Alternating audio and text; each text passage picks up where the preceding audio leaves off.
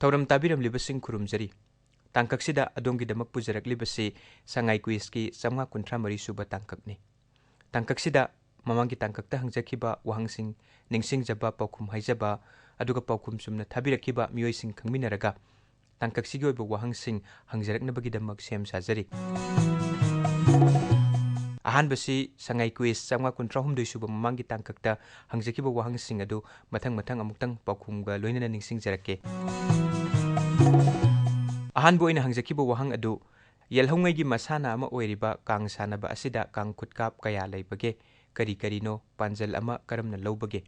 वहांग असिगे असुंबा पाउखुम थमजरके Kong खुदकाप Anini मदुदि सेकफै अमसुंग लमथा हाइरिबा सिने सेकफैना लेपगा copy अदुगा लमथाना फम्मगा copy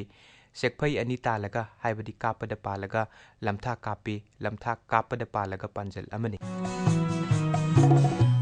अनिसुबोइना हंजखिबा वहांग अदु भारत कंटेम ऑफ कोर्ट मखल कया लेबगे हाई कोर्ट अमना कंटेम की पनिशमेंट पीबगी पावर से कॉन्स्टिट्यूशन की आर्टिकल कया की मखादनो अनिसुबोइना हंजखिबा वहांग असिगी पाउखुमसु थमजगे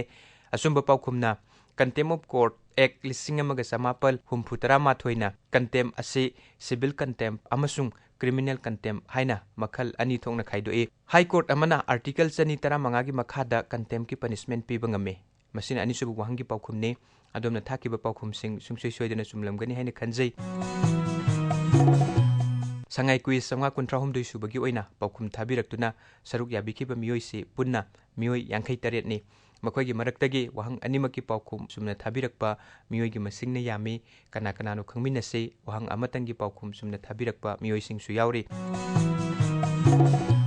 वहांग अनिमकी पाउखुम सुमना थाबिरक्किबा मियोइसिंग हान हाइजरके सगोलबन खमनाम लेरक्तगी असमला अमसुंग रोशनी सगोलबन तेरादगी सोमेंद्र ओइनाम फयेंग खारंग खुनौदगी निंगथौजम इंगोसा सकपा डॉन बॉस्को हाई स्कूल फयेंगदगी निंगथौजम इलिजा देवी सिंगजमई वांगमा खेत्री लेकाई मोंखांग लंबी इम्फाल ईस्टगी नोंमै कापम तेजेंद्र सिंह केराव बित्रमखा लौक्राकपम लेकाईदगी लौक्राकपम सुबोल सिंगामखा माइसनाम लेकाईदगी एम भूद सिंह लोइतांग खुनौ मनिंग लेकाईदगी माइबम योहेनबा मैतै तावरेम याइफबी अमसुंग तावरेम याइफबा केराव बित्रमखा लेकाई पासोई पार्थफो लाई हराउबुंग मनाक्तगी हिजम अजेम सिंह मोइरांगथेम नितीश कुमार अमदी मोइरांगथेम सोनिका देवी हियांगथांग ममांग लेकाईदगिनी मथंगदा वांगोई वाहेंगबम लेकाईदगी Wangkheimayum Arbin Lensen Bishnu Angomjambam friendship educational academy खुराईदगिनी इरेंगबन मयाई लेकाईदगी मेलोडी सेंजम कैरक तोमाल मखोंगदगी रोमेन मैतै निंगोम थोंगजाउदगी वाइखोम राजेन कैरक मयाई लेकाईदगी थोंग्राम नोंपोक अनबा अमसुंग ब्रोजेंद्रो मैतै मोइरांगदगी एंजेला युमखाइबम लारिक यंगबम लेकाईदगी मंगी युमखाम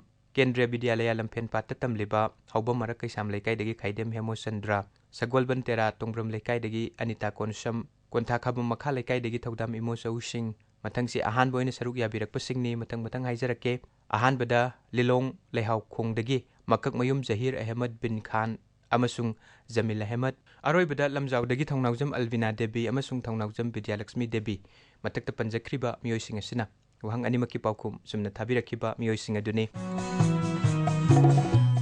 अहानबो वहांगी पाउखुम तमक सुमना थाबिरखिबा मियोइसिंग थमजरके खाइदम राज लक्ष्मी अमसुंग खाइदम विद्यालक्ष्मी हौबम मरक कैसाम लेकाईदगिनी हैरोक बाजारदगी इलांगबम संतोष कोंगबसनम लेकाईदगी लांगोलजम ननाव अमसुंग लेतुंगदगी अकोइजम ब्रोजेन फयेंग ममांग लेकाईदगी निर्मला अंगोम अमसुंग बालेश्वर अंगोम संगाई क्विस्ता अमुका हन तरामना ओक्सरी टोलेन खुन कसारदगी मैतन कैसंगबम भूफेन एलियस मैरा खुमन केपी स्कूलदगी फिजम सारा अमसुंग Loibi north eastern English school Moirang कंपुसा जेपदगी एलिस लौक्राकपम कैराव वांखेम खोंगनांग मखोंगदगी अजित पुथेम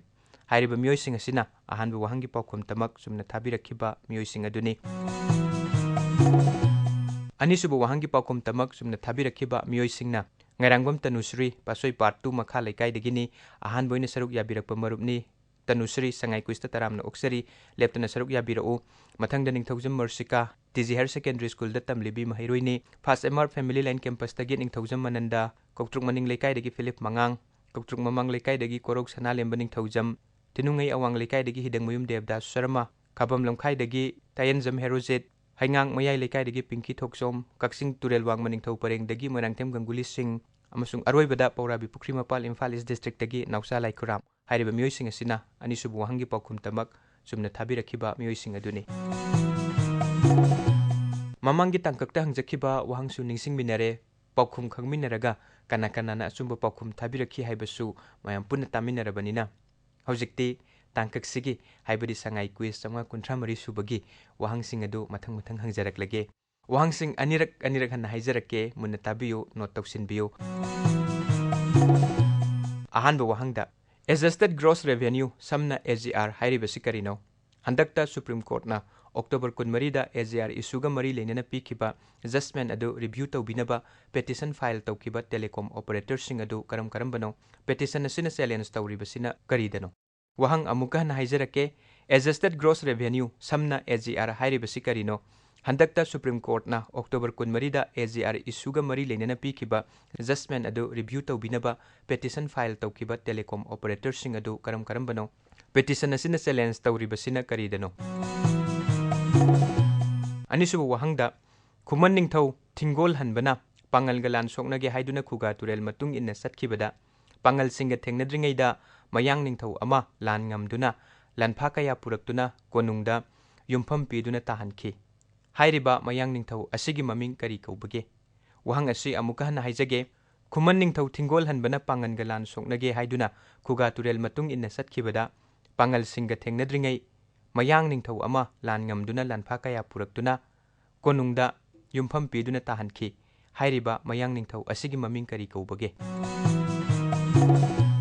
हंगजरीबा वहांसिंग असिगी पाउकुम लाक्लेबा नोवेम्बर गी तांग 19 फावबगी मनुंगदा अइखोइदा यौहनबिरउ पाउकुमसिंग असि तोंगान पाम्बैसिंगना अइखोइगी खुत्ता यौहनबिरकपा यागनी पाउकुम थाबिरक्कदबा अइखोइगी लेफमसिंग मथंग हाइजरके पोस्टकार्ड की खुथांगदा अइखोइदा पाउकुम थाबिरक्के हाइरगना station director All India Radio Palace Compound Imphal 795001 हाइरिबा पोस्टल एड्रेस असिदा पाउकुम थाबिरउ ईमेल की खुथांगदा अइखोइदा पाउकुमसी मेल तौबिरक्के हाइरगना अइखोइगी ईमेल ID sangaikwiz@gmail.com हाइरिबसिदा मेल तौबिरउ अदुगा फेसबुक की खुथांगदा इनबॉक्स तौबिरक्के हाइरगना अइखोइगी Facebook page All India Radio Imphal हाइरिबा असिदा इनबॉक्स तौबिरउ अदुगा थौरमसिंग असे आकाशवाणी इम्फाल की official YouTube channel AIR Imphal असिदसु ताबा फंगबिगनी संगाई क्विज लेप्तना सरुक याबियो लकी विनर ओइबिदुना लिलोंग चजिंग मैरन खोंगदलेबा लैसांगतेम विजन कार्पेंट्री वर्क्स की प्रोपाइटर लैसांगतेम विजन स्पॉन्सर तौबा प्राइस असि फंगबियो हाइबा वाफम असिगे लोइनना थौरम ताबिरम लेबसिंग अमुका हन थागत सबग लोइनना खुरुमजरी